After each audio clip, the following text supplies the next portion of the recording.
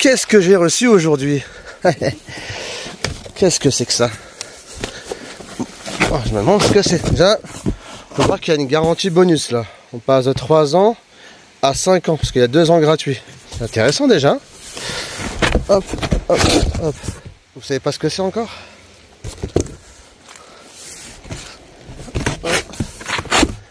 Et ouais, c'est une batterie. On se retrouve aujourd'hui pour la présentation de la batterie nomade Jackery Explorer 2000+, une batterie qui est faite pour les aventuriers et ceux qui sont à la recherche d'énergie fiable.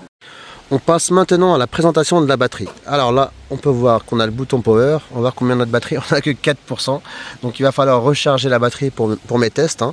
Ici, on a un branchement DC 12 volts 10 ampères. Donc c'est le branchement allume-cigare basique, quoi.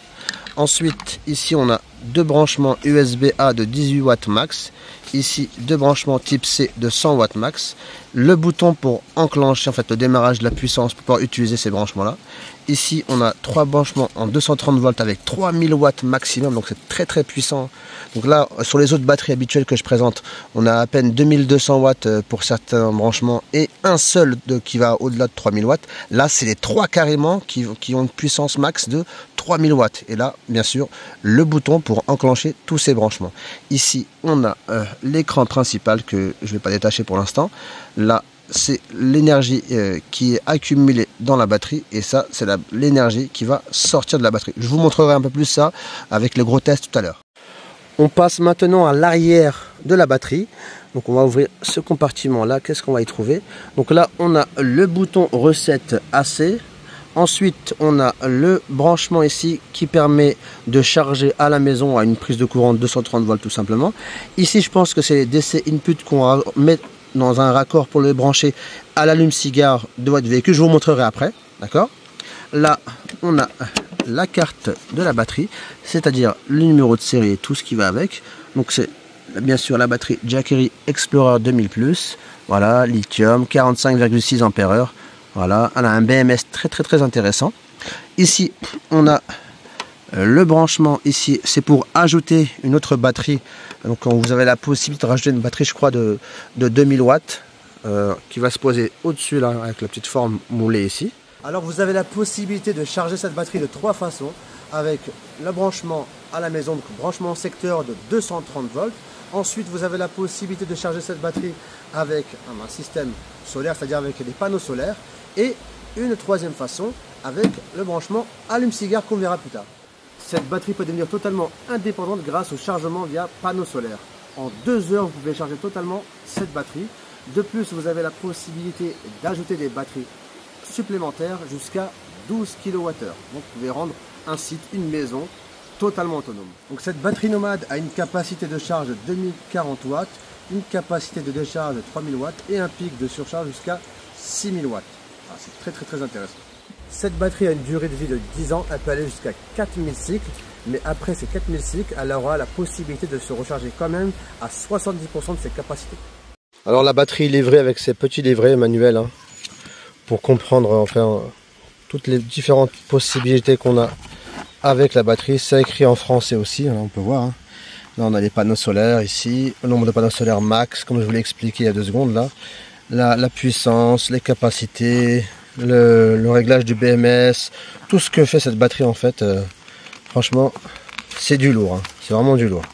Donc avec la batterie, vous avez la possibilité de placer jusqu'à 6 panneaux solaires, donc avec ces branchements là, input qui sont là, voilà, sur les 2 côtés ici, vous pouvez mettre avec un raccord 3 panneaux solaires qui vont vers la gauche et 3 à droite, ou 3, 2, comme vous voulez. Vous avez la possibilité de brancher jusqu'à 6 panneaux solaires. Niveau caractéristiques et prise en main de cette batterie, pour moi, elle est parfaite. Même si son poids est de 27,9 kg, ce poids est largement compensé par une excellente prise en main. Et vous pouvez voir là maintenant, il y a même un poignet extensif qui permet de déplacer cette batterie où on veut. Et pour le type d'utilisation que je vais en faire, moi, c'est très important. Donc en ce moment, je suis en train de tester la batterie. Donc on peut voir qu'on est à 50 watts output. Ça veut dire que c'est en consommation. C'est mon PC portable en fait qui se charge là. Vous pouvez voir qu'il est en train de charger.